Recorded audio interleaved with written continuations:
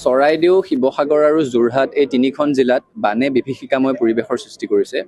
চৰকাৰক আমি দাবী জনাইছোঁ যে আৰু ক্ষিপ্ৰতাৰে সৈতে উদ্ধাৰ অভিযান চলাব লাগে, সাহায্য প্ৰদান কৰিব লাগে, বিশেষকৈ শিশু খাদ্যৰ ক্ষেত্ৰত গুৰুত্ব দিব লাগে।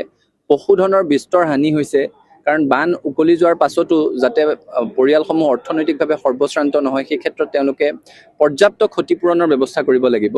আৰু সেইকাৰণে এই তিনিখন জিলাত এনেধৰণৰ বান যোৱা দশকসমূহত মানুহে দেখা নাই।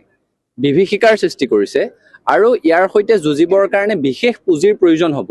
সেইকাৰণে এই তিনিখন জিলাৰ কাৰণে বিশেষ পেকেজ ঘোষণা কৰিবৰ কাৰণে মুখ্যমন্ত্ৰীক দাবী জনাইছোঁ। একে সময়তে আন এটা দাবী আজি পুনৰ দোহাৰিব বিচাৰিছোঁ। ছাত্ৰ সন্থাই দশক ধৰি কৈ আছোঁ যে বান গৰাখহনীয়াক, অসমৰ বান গৰাখহনীয়াক ৰাষ্ট্ৰীয় সমস্যা হিচাপে ঘোষণা কৰিব লাগে। এই কথাটোত কোনোখন চৰকাৰে কিন্তু গুৰুত্ব নিদিয়ে। বৰ্তমানৰ মুখ্যমন্ত্ৰীগৰাকীটো আৰু এখোজ আগত গৈ তেওঁহে জ্ঞান দিব বিচাৰে যে ভাৰতবৰ্ষত কোনো ৰাষ্ট্ৰীয় সমস্যা নাই, গতিকে অসমৰ বান গৰাখহনীয়াকো ৰাষ্ট্ৰীয় সমস্যা ঘোষণা কৰিব নোৱাৰে। আমাৰ স্পষ্ট কথা, অসমৰ সম্পদ যদি ৰাষ্ট্ৰীয় সম্পদ হয়, অসমৰ সমস্যাও ৰাষ্ট্ৰীয় সমস্যা হ'ব লাগিব।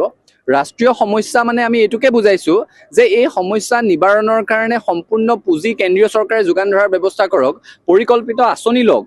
স্বাধীনতাৰ পাছৰ পৰা এতিয়ালৈকে বানে অসমৰ অৰ্থনীতিক সৰ্বশ্ৰান্ত কৰিছে।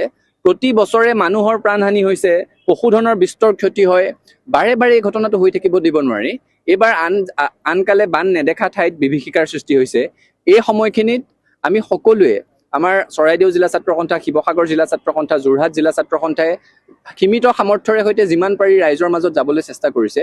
ডিব্ৰুগড় জিলা ছাত্ৰ সন্থা, তিনিচুকীয়া জিলা ছাত্ৰ সন্থাইও তেওঁলোকে সহায় আগবঢ়াবৰ কাৰণে ইতিমধ্যে যুঁজা চলাই আছে। তেনে প্ৰেক্ষাপটত আমি চৰকাৰৰ পৰাও এইটোৱে বিচাৰিম যে উদ্ধাৰ অভিযান আৰু ক্ষিপ্ৰ কৰক, পৰ্যাপ্ত সাহায্য প্ৰদান কৰক। খোৱা পানীৰ অভাৱত মানুহ ভুগিছে, সেই পৰিৱেশটো দূৰ কৰক। একে সময়তে বান পাৰ হৈ যোৱাৰ পাছত পৰিয়ালসমূহক অৰ্থনৈতিক সকাহ দিবলৈ পুনৰ সংস্থাপনৰ ব্যৱস্থা কৰিবৰ কাৰণে বিশেষ পেকেজ ঘোষণা কৰক।